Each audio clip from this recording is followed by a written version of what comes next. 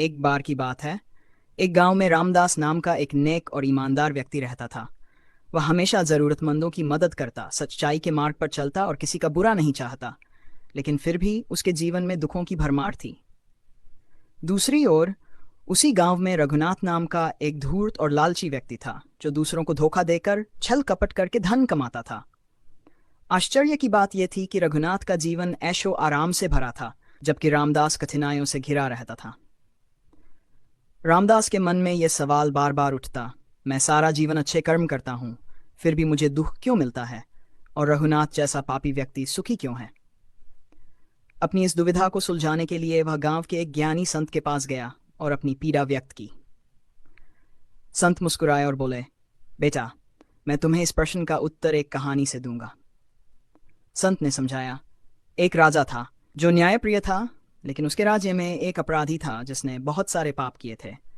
राजा ने सोचा कि उसे तुरंत कड़ी सजा देनी चाहिए, लेकिन तभी मंत्री ने कहा, महाराज, उसे थोड़ा समय और दे दीजिए, हो सकता है वह अपनी गलतियों को सुधार ले। राजा ने मान लिया और अपराधी को कुछ समय और दिया। दूसरी ओर एक सैनिक था जिसने हमेशा ईमानदारी से राजधर्म निभाया। एक दिन युद्ध में वह घायल हो गया और उसकी मृत्यु हो गई।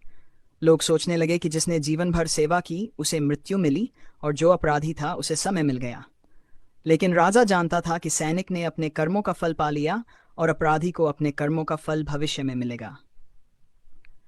संत ने आगे कहा, रामदास, यह संसार एक कर्म भूमि है। तुम्हारे पिछले जन्मों के कर्म भी तुम्हारे वर्तमान जीवन को प्रभावित करते हैं। अच्छे लोगों को कभी कभी अपने पिछले जन्म के कर्मों का फल भुगतना पड़ता है, जबकि बुरे लोग अपने अच्छे कर्मों का बचा हुआ फल भोग रहे होते हैं।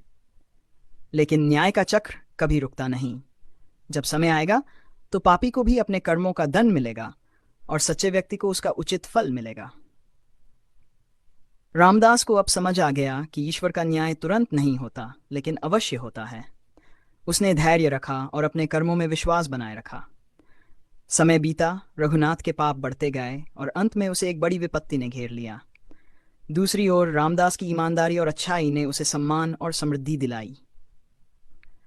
सीख, कर्मों का फल अवश्य मिलता है, कभी जल्दी कभी देर से, लेकिन न्याय का चक्र अवश्य घूमता है।